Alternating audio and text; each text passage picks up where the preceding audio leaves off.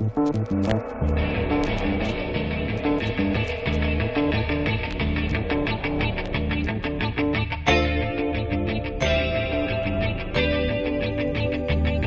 김어준입니다. 백남기 농민이 사망했습니다. 경찰은 현재까지 사과도 조문도 없습니다. 이유는 다 규정대로 했기 때문에. 좋습니다. 모든 걸 규정대로 했다고 하죠. 그런데 규정대로 하면 시민이 죽어도 문제 없는 건가요? 물대포 때문에 사망한 게 맞는지 부검도 하겠다고 합니다. 규정, 법률 다 떠나서 한 개인에게, 그 유가족에게 이거 너무 잔인한 거 아닌가요? 공무원인 경찰에게 이렇게 대응하라고 지시한 저 위 그 누군가에게 묻고 싶습니다. 정말 이렇게까지 해야 하는 건가요? 그래야 나라가 바로 섭니까? 그런 게 바로 서는 거라면 저는 그냥 누워서 살렵니다. 김어준 생각이었습니다.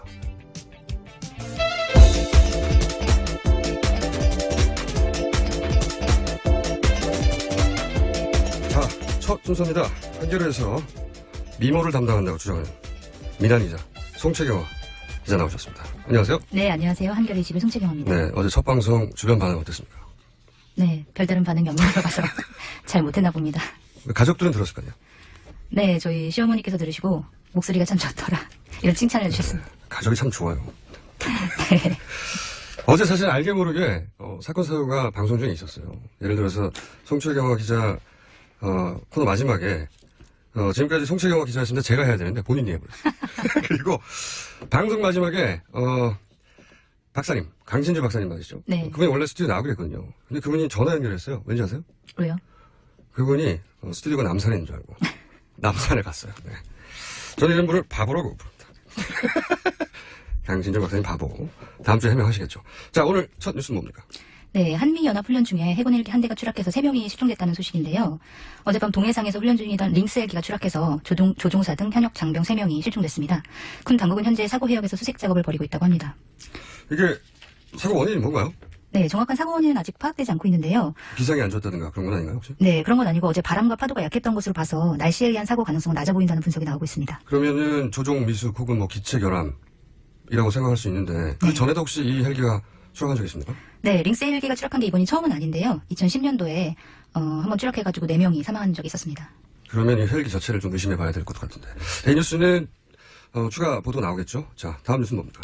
네, 20대 국회 첫 국정감사가 결국 파행을 맞았는데요. 국정감사 첫날이었던 어제 새누리당이 위원장을 맡은 상임위는 회의가 열리지 않았고요. 야당이 위원장을 맡은 상임위만 야당 의원들만 참석해서 반쪽으로 진행이 됐습니다. 그렇군요. 이 뉴스가 사실 국내 정치뉴스를 도배하고 있는데 네. 당 대표, 여당의 당 대표가 무기한 단식 농성에 들어갔죠. 이정현 당 대표가. 네, 국감이 파행을 빚는 동안에 새누리당 의원들은 국회에서 무한투쟁을 결의했는데요.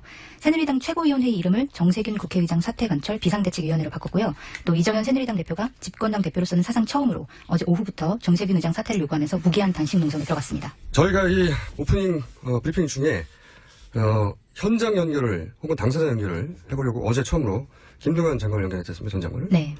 오늘은 이정현 대표를 연결해보려고 하는데요. 사실은 사전 약속 없이 현장에서 바로 저희가 마이크를 들이대 인터뷰를 최초로 시도해볼까 합니다. 네. 예.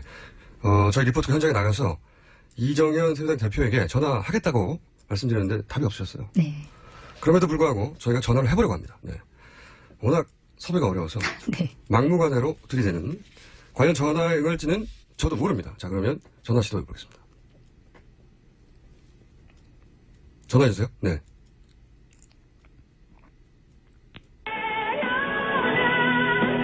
과연 받으실까요?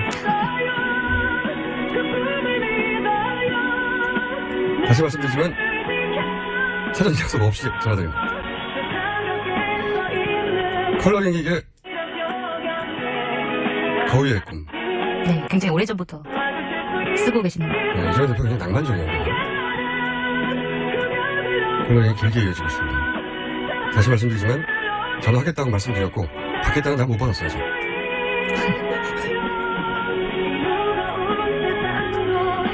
만약에 오늘 안 받으시면 내일 또 할 겁니다. 제가 알기로는 복도에 계시다가 당대표실로 들어간 걸로 알고 있거든요. 연결이 되지 않아 이 소리 후 소리샘으로 잠깐만, 소리샘 메시지 좀 남기려고 하는데. 대표님, 김원준입니다. 1번 호출번호를 1번 눌러주세요. 눌러주세요. 네, 1번 눌렀습니다. 대표님. 눌러야 할 시간이 지났습니다. 음성 녹음은 1번. 수술번호를 남기시오. 자, 당대표실에 계시다고 알고 있어요. 복도에 계시다가 당대표실로 들어가셨거든요. 당대표실 연결합니다. 대표실 컬러링 재밌네요.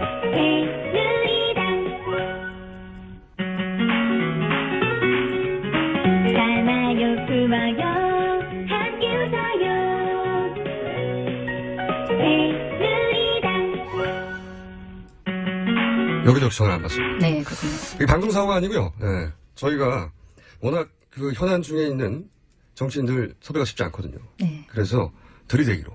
오늘 안 되면 내일 또 들이대고요. 아니면 또 모레 또 들이대고요. 계속. 그렇게라도 목소리를 꼭 저희가 들어보려고 헌정사상 최초로 저희가 시도한 들이대 인터뷰였습니다. 오늘은 실패고요. 내일 다시 시도하겠습니다. 자, 다음 브리핑 뉴스 뭡니까? 네, 박근혜 대통령의 최측근으로 알려진 최순실 씨의 딸이 이화여대에서 특혜를 받고 있다는 논란이 나왔는데요. 네, 한겨레 단독 보도로 나왔습니다. 최순실 씨의 딸 정유라 씨가 지난해 이화여대에 입학했는데요. 거의 등교를 하지 않았는데도 제적을 당하지 않고 있다고 합니다. 일단 1학년 1학기 학사 경고를 받았고 올해 봄인 2학년 1학기에 지도교수가 제적을 당할 수도 있다는 경고를 보냈고요. 그렇게 하니까 다음날 바로 최순실 씨가 지도교수를 찾아와서 연구실에서 언성을 높이면서 항의를 했다고 합니다. 그리고 그날로 지도교수가 바뀌었다고 하네요. 당일로 지도교수가 바뀌어요? 네, 그렇다고 합니다. 이거 확인된 사실입니까? 보도? 네, 한겨레에서 보도를 했습니다. 오늘요? 네, 오늘 일면으로 보도가 나왔습니다. 아무래도 학부모가 항의한다고 바로 지도교수가 바뀔까요? 그 정도 힘이 실제로 있나요? 네, 그래서 그 최순실 씨의 입김이 굉장히 크다 이런 분석이 나올 수 있는데요. 최순실 씨의 권력 정도를 알 수 있는 보도가 최근에 나왔었는데 그 청와대 행정관이었던 박광천 경정이 청문회 그 정윤회 문건 파동 당시에 그 청와대 권력 지형에 대해서 이렇게 얘기한 적이 있죠. 1위는 최순실, 2위는 정윤회, 3위는 박근혜다. 이렇게 얘기한 적이 있었습니다. 그래요? 네. 네. 뭐 박광천 경정의 개인 의견이긴 합니다만 시사한 바가 없지 않네요. 자, 그러면 최순실 관련해서 또 다른 제기된 의혹이 있습니까? 네, 국회에서 최순실 씨가 개입했다는 의혹이 일고 있는 미르재단과 K스포츠재단에 대한 의혹이 계속 나오고 있는데요. 일단 그 두 재단은 설립 허가를 신청한 지 하루 만에 문화체육관광부로부터 허가를 받았는데 이게 상당히 이례적이다 이런 보도는 이미 나왔었죠. 근데 이게 하루 만에 허가받은 재단이 더 있다고 하지 않았나요? 황교안 국무총리가? 네, 그러니까 지난 23일 국회 대정부 질문에서 황교안 국무총리가 두 재단 외에도 하루 만에 허가받은 재단이 더 많다 이렇게 대답을 했는데요. 이게 이제 거짓말로 밝혀진 거죠. 김영주 더불어민주당 의원이 문체부에 자료를 요구해서 확인을 해봤는데요. 최근 5년간 설립을 허가한 법인 131개 가운데 단 하루 만에 허가한 법인은 이번 그 미르 K스포츠재단 2개가 있고 그다음에 대한체육회와 한국자연지리협회 2곳밖에 없었는데요.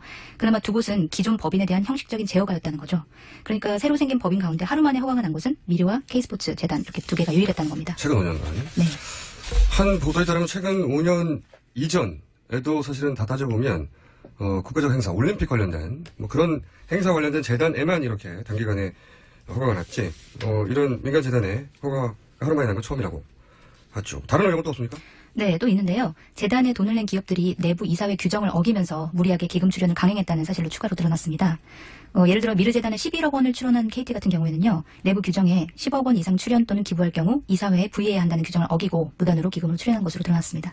저는 근본적으로 말이죠. 재벌이 이런 스포츠 관련 혹은 문화재단을 따로 만든다는 자체가 이해가 안 가는 것이 축구, 야구, 배구, 프로구단을 이미 소유하고 있어요. 네. 직접. 그리고 이 미르재단, K재단, K스포츠재단의 그 첫 행사를 보면 대통령 해외순방 때 태권도 시범했다. 국회의원에서 하면 되거든요. 네. 재벌이 800억 내서 할 필요 없거든요. 그리고 또 다른 첫 행사가 프랑스 음식점을 내는 건데 재벌들이 요식업 직접 합니다. 근데 뭘 이렇게 따로 800억을 내서 재단이 설립할 이유가 있겠는가. 근본적인 의문이 듭니다. 자, 다음 뉴스는 뭡니까? 네, 경찰이 물대포를 맞고 중태에 빠진 뒤에 숨진 고 백남기 씨에 대한 부검영장이 재청구됐는데요. 서울중앙지법은 어제 부검의 필요성과 정당성이 없다면서 백 씨에 대한 부검영장을 기각했는데요. 그런데도 경찰이 어젯밤 11시쯤에 여전히 부검이 필요하다고 주장하면서 부검영장을 재청구했습니다. 알겠습니다. 오늘 여기까지 하겠습니다. 예. 오늘은 좀 길게 했는데 기분이 어때요? 여전히 짧게 한 걸로 느껴지네요. 점점 익숙해지는 겁니다. 자, 지금까지 ERU 한겨레 20의 송채영화 기자였습니다. 네, 감사합니다.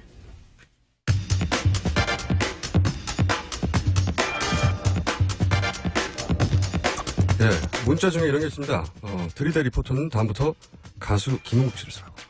일리 있는 지적입니다. 자, 인터뷰 제1공장입니다. 김대수 장관 회의만으로 정치가 올 스톱된 상태입니다. 내일은 저희가 새누리당 입장을 들어보겠고, 오늘 먼저 이 안에 제출을 주도한 당사자죠. 네. 더불어민주당 원내대표 우상호 의원 연결하고 있습니다. 안녕하십니까? 네네, 안녕하세요. 본인이 제출한 건데 이렇게까지 시끄러워질 줄 예상하셨습니까? 글쎄요, 통상적으로 해임건의안을 표결할 당시는 좀 약간의 논란이 있을 줄 알았지만, 끝나고 나서 이렇게 해임안이 수용되지 않고 계속해서 이렇게 장기간 대치가 이어질 거라고는 생각을 못했죠. 네. 이렇게까지 강하게 나올 줄 몰랐다. 네네. 이렇게까지 강하게 나온 이유가 뭐라고 보십니까? 글쎄, 새누리당 의원님들끼리도 이제 소곤소곤 하는 얘기 저도 좀 엿들었는데, 의원이. 여기서 밀리면 우리 끝나, 뭐 이런 얘기들을 하시더라고요. 그러니까 사안의 본질보다는 이거를 밀고 밀리는 일종의 파워게임으로 생각하시고 있는 것 같아요. 그러다 보니까 좀 이성적이고 합리적으로 대응하기보다는 이제 힘 대결로 자꾸 생각하시면서 좀 상황을 좀 더 악화돼 나가는 것 같습니다. 네. 이미 여러 인터뷰에서 여러 차례 답변하셨던 걸로 알긴 했는데 기본 질문이니까 네. 기본 질문 몇 가지 여쭤보겠습니다. 먼저. 네. 이 여당에서는 새누리당에서는 절차적 문제를 줬거든요. 종이 한 장으로 협의가 된 거냐. 협의를 하려면 의논을 해야지. 네. 이렇게 말씀하시는데. 그게 이제 상식적으로는 그게 좀 협의라는 게 이렇게 둘러앉아서 차분하게 대화를 해서 동의를 받는 그런 절차로 이해하실 수 있겠습니다만은 국회법에 명시된 협의라고 하는 것은 의장이 기본적으로 그 3당 원내대표에게 이렇게 하겠다는 것을 알려주는 일종의 통보성 협의를 의미하는 겁니다. 그렇기 때문에 각 당의 동의를 받지 않아도 차수를 변경한다라고 이렇게 알려주고 예를 들어 그렇게 움직이는 것 이것을 다 통상적인 협의의 범주 안에 넣고 있거든요. 그러니까 헌법재판소에서도 이게 자꾸 다툼이 생기니까 판례를 냈어요. 그래서 이 국회법상의 협의라고 하는 것은 사실상 의장이 결정하는 거다. 이렇게 판례가 해석을 유권해석을 해놨기 때문에 절차적으로 국회법상 문제는 없는 것으로 저는 그렇게 보고 있습니다. 절차적으로 문제가 없다. 네. 네. 현재 판례도 있고. 네. 그래도 이게 일방 통보로 받아들여질 수밖에 없는 정서적인 부분이 있지 않습니까? 확실히?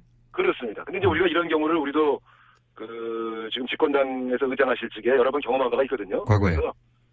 그래서 국회법상의 이런 이제 통보라고 하는 것이 협의라고 하는 것이 그런 의미구나 하는 것을 다 알고 있었고요. 그렇기 때문에 저도 그날 이렇게 문서 하나 받고 말았거든요. 과거에.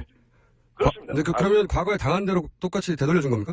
아니, 다양한 게 아니라 법상 그렇게 하게 돼 있다고 그래서. 과거에 겪다 보니, 그래서 현재 판결을 받고 보니, 네. 판례상, 팩스든, 종이든, 네. 그 의장의 의사를 전달하는 것을 통보라고, 통보지만. 잘 아시는 것처럼 이 국회법을 준수하는 여부는 국회에 이 전문가들이 있어요. 국회법 전문가들, 네. 직원들이죠. 사무처 사람들이 직원들.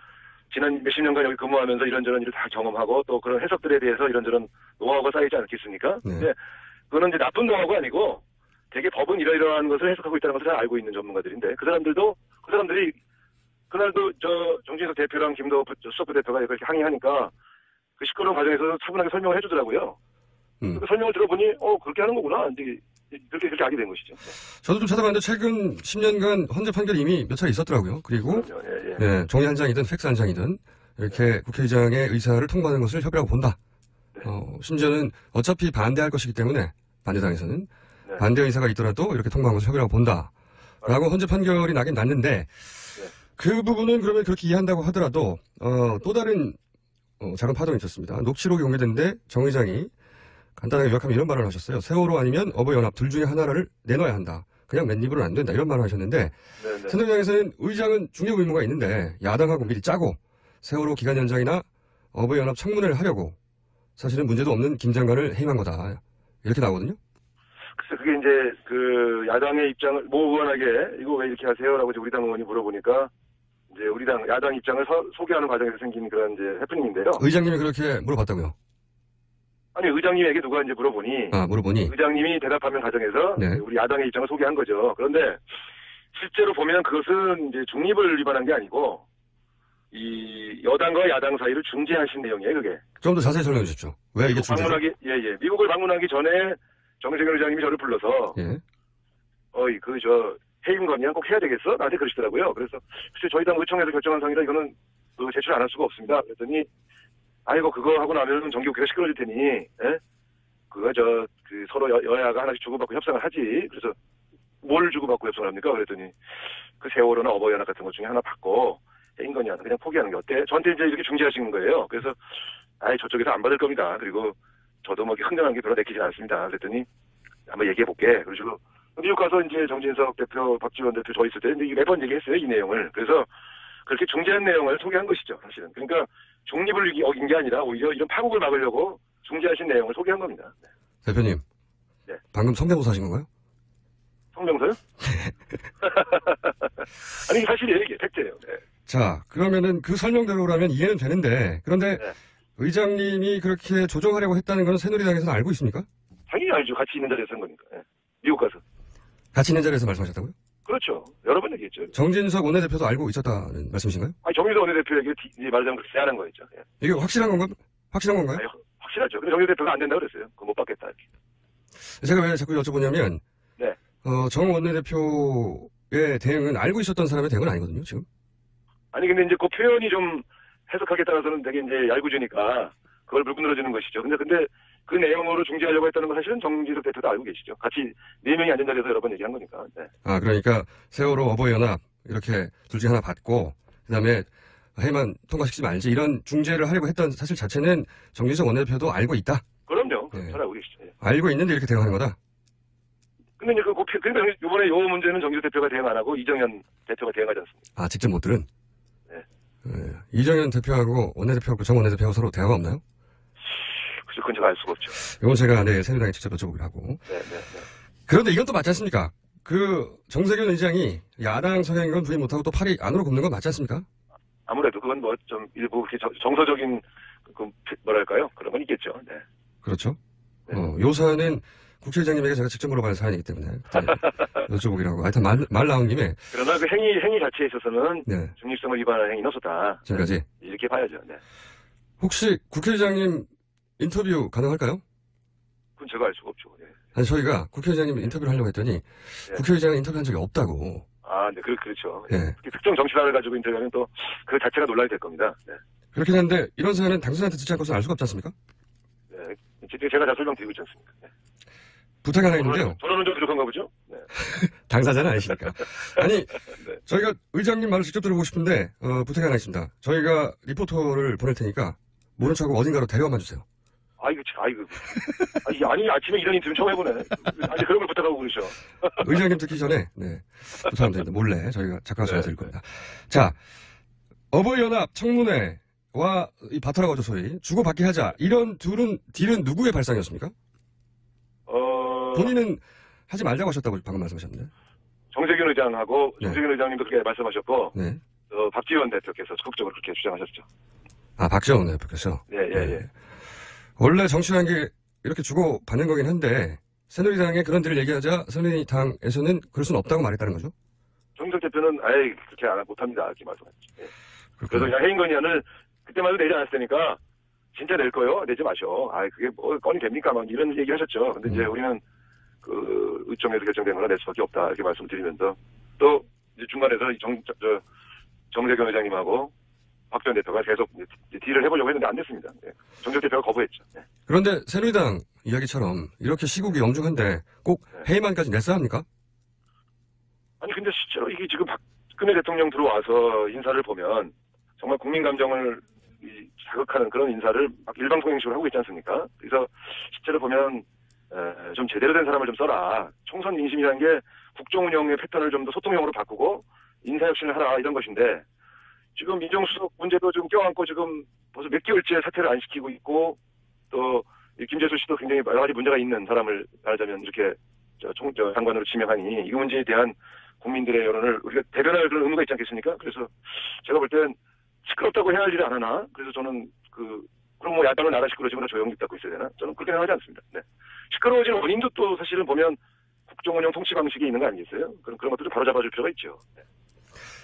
그런데 여기서 밀리면 안 된다. 여기서 밀리면 차후에 대선 전국에서 불리하다. 이건 정치적 판단인데 잘했다 못했다가 아니라 더민주당도 사실 이런 정치적 판단을 해왔고 거기 따라서 보이콧도 하고 또 단식도 하고 그렇지 않습니까? 새누리당이라고 못하는 법 없지 않습니까? 이제 솔직히 말씀드리면 저는 밀고 밀리는 문제, 그러니까 밀리면 안 된다 이런 생각으로는 제가 임하고 있지 않습니다. 솔직히. 왜냐하면 지금까지 거듭된 양보를 한 사람이 저거든요. 저는 밀리는 것에 대해서 부담을 갖는 사람은 아니고요. 옳고 그른 것에 대한 관심이 좀 더 있죠. 그래서 그동안 거듭해서 제가 개헌국회 때도 양보하고 또 구조조정 청문회 때도 최경환 안종범 씨 승인 채택 빼주는 것도 제가 다 양보해주고 제가 상당히 원만하게 좀 협조해왔는데 인사 문제에서는 더 이상 안 되겠다. 너무 국민들을 무시하고 너무 일방적으로 밀어붙인다 이런 불만이 있었죠. 그런 것들이 특히 김재수 씨 태도를 보세요. 그 SNS에 올린 걸 보면 야 이런 분이 장관하면 큰일 나겠다. 예? SNS 어떻게 올리셨나요? 아니 자기가 흑수저라서 언론과 국회에서 심하게 당했다. 예? 자기가 좋은 대학 나왔으니 당했겠냐 뭐 이런 그런 글 또 뭐 이런 거 보면서 아 이 사람이 겉으로는 푸실푸실하면서 속으로는 칼을 가는 사람이고 자기의 부족한 점 잘못한 점에 대해서 진정성 있게 사과하지 않는 거죠. 반성하지 않는구나 하는 점이 굉장히 저는 충격적이었죠. 그리고 그 이후에 문제가 되는데도 사과하고 있지 않다가 정진석 대표가 사과하라고 그러니까 그제야 사과하지 않습니까? 사과도 청부 사과를 하고 그래서 아 이분은 그 장관으로서 자질이 안 되는구나. 그때 아주 확신하게 됐죠. 글쎄 여하간 여당 대표가 사상 최초로 단식까지 하고 있지 않습니까? 네, 네. 여당이 국회 보이콧. 깜짝 놀랐어요. 단식 들어가셔서. 네. 그러게 저도 처음 본 모습인데. 네. 혹시 모르니까 미리 야당 연습하는 건가요? 네. 여당이 국회 보이콧하는 것도 처음 봐서 신기한데. 네. 그런데 이런 대치를 푸는 게 바로 원내대표 임무 아닙니까? 어떻게 푸실 생각입니까? 아니 그래서 사실은 제가 어제 저녁 때도 오후에 브리핑하면서도 말씀을 드렸지만 과거에 보면 원내대표끼리 못 풀 때는 원래 당대표끼리 모여서 풀거든요. 네. 근데 당대표까지 단식을 들어가 버리면 이제 누가 풀 수 있을지 참 이게 왜냐면 저하고 정진석 대표는 원래 친했지만 격돌을 한번 하고 나면 좀 서먹서먹해지거든요. 그렇기 때문에 그럴 때는 좀 당대표끼리 모여서 좀 문제를 해결해 주기도 하고 그래야 되는데 당대표가 다시 들어가 버리니까 이제 풀 사람이 없네요. 어떻게 될지 좀 저도 난감합니다. 지금. 네. 원래 이제 일반인들은 잘 모르시겠지만 카메라 앞에서는 멱살을 잡아도 여야가 네. 뒤에 가면 서로 수고했다고 하고 그러는 게 여의도인데 네. 이번에는 정말 아무런 대화 창구도 없습니까? 네, 지금까지는 지금 한 이틀간, 3일간은 전혀 대화 창구가 완전히 끊겼습니다, 서로. 예. 이런 대화 창구가 다양하기로는 박지원 대표가 아주 유명한데 박지원 대표도 수가 없답니까? 네, 지금 딱 막혀 있는 것 같은데. 그래서 사실은 이제 정세균 의장이 중재해서 며칠간 좀 국감을 중단하고 좀 대화 국면을 만들어 보자 이런 얘기를 하고 있었는데 이정현 대표가 다시 들어가시는 바람에 이제 그것마저도 좀 무망해져 버렸죠. 사실 좀 난감한 상황입니다. 어떻게 풀어야 될지. 예. 새누리당에서는 정세균 국회의장 사퇴 없이는 절대 안 된다 이 입장인데 혹시 정 의장 사퇴 카드가 협상 테이블에 올라올 가능성이 조금이라도 있습니까? 그건 너무 나간 얘기죠. 사실 좀 받을 수 있는 주장들을 하셔야지 어떻게 이렇게 불가능한 주장을 내보는 건 그냥 극한적인 대결을 해보자 이런 그런 주장이기 때문에 일고의 가치도 없습니까? 일고의 가치도 없다 그러면 너무 감동적 표현인데 네. 좀 어려운 얘기 아니겠습니까? 좀 어렵다는 건 가능할 수도 있다는 얘기잖아요. 아니 이게 표현을 제가 완곡하게 하지만 불가능한 얘기죠. 네. 불가능하다. 혹시 불가능하다는 아는데 본인들도 그렇게 강한 주장을 안 할 수 없다고 생각해서 하신 것 같은데 그러면 되게 이 사태가 장기화될 수밖에 없죠. 예. 그렇겠죠. 정세균 의장 본인도 혹시 의사가 어떤지 물어보셨어요? 나 이렇게 가면 어떻게 물어보요? 예. 안 물어보셨죠. 안 하신다고 하셨으니까 언론에다. 예. 그래서 저희가 정 의장님 인터뷰 꼭 해야 되는 겁니다. 그 인터뷰 안 하시겠네. 아니 그러니까 다른 게 아니라 그냥 어딘가로 잠깐 모시고 와주세요. 아무 말 없이. 그럼 저희가 그냥 쫙 나타나겠습니다. 김호준 씨가 진행을 하니까 혹시 아침 인터뷰가 되게 특이하게 진행되는군요 이게. 네. 그러면 약속하신 걸로 알고 저희가. 아니 무슨 소리야. 약속은 무슨 약속이야. 네. 아닌가요? 다른 얘기 합시다. 다른 얘기. 네. 다 끝났나요? 네, 인터뷰 끝났는데요. 그러면 저희 작가가 좀 이따 연락드리겠습니다. 네. 오늘은 여기까지 네. 더불어민주당 입장 들어봤고요. 내일은 새누리당 입장 들어보겠습니다. 오늘 말씀 감사합니다. 네, 감사합니다. 네, 지금까지 더불어민주당 원내대표 우상호 의원이었습니다.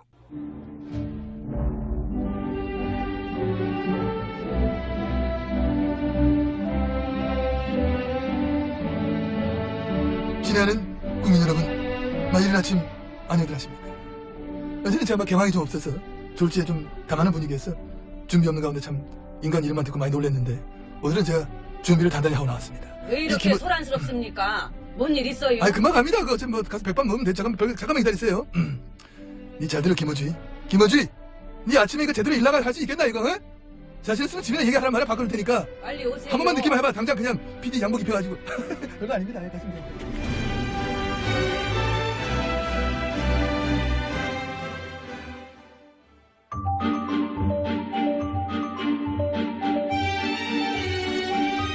네.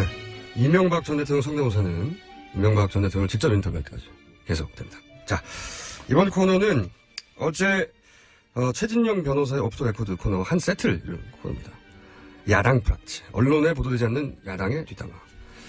이번엔 최고의 탐사보도 전문 기자로 정평까지는 안 났습니다. 네. 정평까지는 안 났지만 제법 알만한 사람들은 아는 탐사보도 전문 기자 한겨레 하영 기자 나오셨습니다. 네, 안녕하세요. 한겨레 하호영입니다. 네. 지금은 국민의당 반장이시죠? 정확하게 말씀드려서는 야당 출입이죠. 야당 출입이지만 국민의당을 전담하고 있잖아요, 지금. 뭐 주로 출입하고 있습니다. 주로. 예. 자, 오늘은 지금 새누리당과 더민주만 뉴스에 보이는데. 네. 근데 사실은 국민의당이 굉장히 중요한 역할을 했습니다. 그렇죠. 그렇죠? 해임안이 통과되는데 국민의당이 처음에는 해임안 같이 내자고. 네. 야3당 원내대표 합의했다가. 네. 당론으로 결정한 거죠. 그러다가 합의를 깼어요. 네. 그죠? 합의를 깨고, 반대 입장을 냈어요. 그래서 새누리당에서 용기 있는 결단이다, 국민의당. 그리고 심지어는 굉장히 재밌는 워딩인데, 이정현 대표 뭐라고 했냐면, 케네디 명저의 실리다. 네. 네. 어딘지는 모르지만. 케네디 명저가 어디입니까, 근데? 저도 잘 모르겠습니다. 그리고 이미 쓴 책에다 다시 덧붙일 수 있나요? 뭐 그럴 수도 있겠죠. 강조로. 저자가 사망했는데. 예. 여하간, 그 정도로 새누리당이 반기고 국민의당은 해임안을 안 내는 걸로 했어요. 근데 또다시 입장이 변경됐습니다. 네. 왜 입장이 변경됐죠? 사실 이번 해임 건의안 관련돼서는 이번 해임 건의안만 보지 마시고요. 조금 앞서서 사드 배치 문제까지 좀 봐야 하거든요. 그렇죠. 예, 국민의당의 포지셔닝이 조금 변하고 있습니다. 국민의당이 이제 여야, 제3당이다 보니까 여야 사이에서 캐스팅 보트를 지려고 하는 네. 노력은 사실 당연한 겁니다. 다른 나라에서도 제3당이 되면 중간에서 캐스팅 보트를 쥐고 존재감을 드러내려고 하죠. 네. 근데 이제 우리 정치 전세에서 문제는 여야의 차이가 정책적 차이 수준이 아니라 사실은 타협할 수 없는 간극이 있는 여야거든요. 그렇죠. 그러다 보니까 입장을 조금 바꿀 때 정책을 조금 수정하는 정도가 아니라 완전히 뒤집어야 돼요. 네. 거기서 지금 문제가 생기는 게 아닌가 싶은데. 국민의당 같은 경우에는 지금까지 보셨을 때 그 더불어민주당 쪽에 가깝다라고 많이 느끼셨을 거예요. 네. 여러 가지 현안이 있어서요. 그런데 이제 추석을 즈음해서 첫 번째로 사드 배치 문제를 원내수석 부대표가 사드 배치 반대해서 입장 모호하게 변경을 했고요. 네. 그리고 안철수 전 대표가 사실상 입장을 반대해서 조건부지만 찬성 쪽으로 바꿨죠. 궁금합니다. 뭐가 궁금하냐면 저도 언론 보도를 통해서 봤어요. 네. 사드 배치에 대해서 입장이 모호하게 변하고 있다.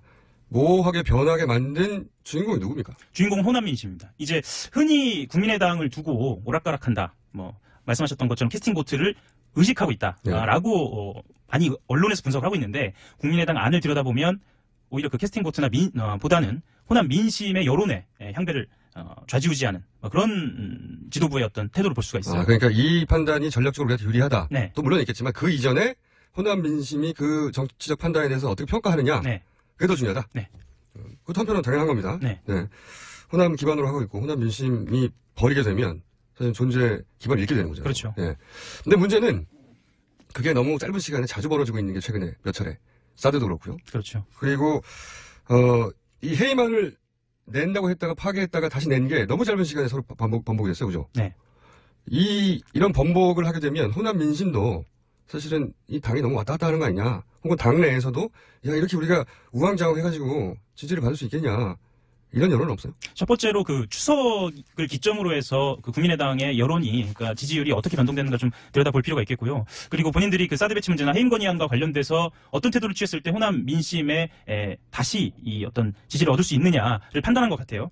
특히나 이제 황주홍 의원이 그 해임 건의안부터 시작해서 사드 배치와 관련된 여러 가지 발언을 하면서 지도부와 마찰을 빚었죠. 네. 예, 그 과정에서 박지원 대표가 황주홍 의원과의 어떤 직접적으로 마찰이 드러나는 거의 역설이 오갔다고. 예, 드러나기도 했고요. 그런데 이번에 좀 주목할 만한 점 해임 건의안 같은 경우에는 황주홍 의원 의견대로 됐거든요. 어허. 네. 그러면은 황주홍 의원이 역할을 하는 겁니까? 아니면 제가 봤을 때는 박지원 대표 및 원내 지도부가 일종의 본인들의 어떤 태도를 바꾸는 과정에 있어서의 당내의 소수 의견들을 좀 이용하는 듯한, 그리고 다양한 목소리를 반영한다. 그 내부적으로는 좀 그렇게 이야기를 합니다. 바꾸고 싶은데 예. 바꾸고 싶은데 모양이 안 나니까 예. 우리는 이런 소수 의견까지 반영합니다. 네. 그런데 그런 소수 의견을 그 직전까지만 해도 반영할 수 없다고 서로 싸운 게 예. 불과 얼마 전인데 이번에는 반영한다고. 황주홍 의원의 의견을 받는 척하는 모양새로 이걸 통과신 거네요. 그리고 또 하나 막판 변수가 있는데요. 막판에 또 해임 건의안을 통과시키기 직전에 내부에서 의총을 엽니다. 의원총을 열어요. 네. 거기서 또 황주홍 의원이 해임 건의안을 찬성해서는 안 된다라고 의견을 내요. 또 바꿔요? 예, 바꿔요. 근데 거기에 대해서는 외부로 알려지지 않고 드러나게 알려지지 않고 왜 바꿨습니까? 황주홍 의원은 뭐 어쨌거나 본인이 이야기하기로는 김재수 장관 같은 경우에는 여러 가지 의혹이 해명됐다라고 이야기를 한 그 거죠. 전에는 의혹이 있는 줄 알고 문제 제기했다가 네. 해명됐다고 본인은 판단해서 네. 또 바꿨다. 본인의 의도와 상관없이 새누리당과 거의 비슷한 태도에 가깝죠. 예를 들면 전세 문제라든가 대출 문제라든가 이런 것이 다 해결됐다라고 하는. 그러면 재밌는 것은 황주홍 의원이 처음에는 하자고 할 때는 박지원 원내대표는 안 한다고 했다가 네. 황주홍 의원이 하지 말자고 하니까 좀 헷갈리시죠? 네, 하지 말자고 하니까 이걸 하는 거네요. 그런데 또 마치 그 의견을 받아서 하는 것처럼 하는 것처럼 보이죠. 예. 그러니까 이거 언론에 말씀드리면 안 된 겁니다. 예, 이렇게 말씀드리면 네. 원내 지도부, 그러니까 국민의당 원내 지도부도 왔다 갔다 한다라고 볼 수도 있어요. 네. 근데 그것이 아니고요. 내부적으로 들여다보면은 호남 민심을 기준으로 소수 의견을 반영하고 반영하지 않고 이 정도로 그때 예, 맞는 것 그때 같습니다. 달라요. 예. 예. 그러면 호남 민심이 왜 그렇게 변했죠? 무슨 사건이 있었나요? 일단은 저희들이 들여다보기에는 여러 그 여론조사 지표를 보면 문재인 대표라든가 아니면 더불어민주당이 주장하는 여러 가지 의견들에 대한 그 여론이 비등하고 있는 것으로 보여집니다. 호남 민심이 바라보는 추세적으로요. 곳이 추세적으로 예. 더불어민주당의 반응도 역시 네. 지켜보게 되고 네.